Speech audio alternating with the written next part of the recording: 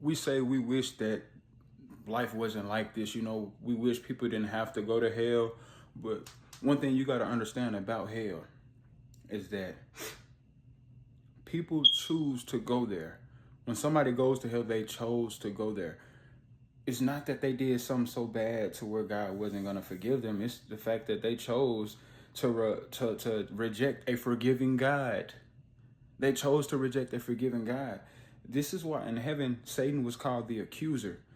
Even in the angels in heaven weren't even perfect, but God was always a loving God. People say, oh, we shouldn't even know what evil is. Bro, people did evil and God still forgive you and give you eternal life. He still forgive you even when you do evil.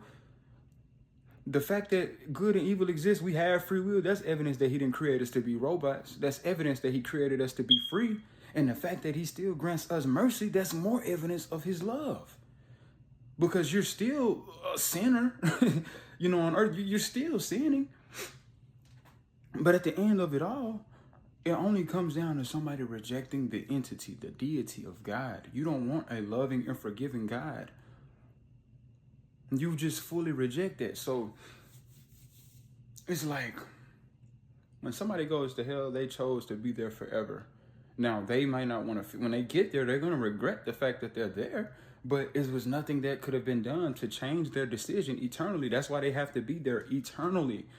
The devil and his angels, the Satan, they were in a perfect place. God placed everybody in a perfect place, and we all went against God, and he still forgave us. They wanted to extensively go against God. That's why they forced themselves out of heaven. They forced themselves out of heaven into hell. Just like people on earth, they forced themselves to hell. God sends no one there.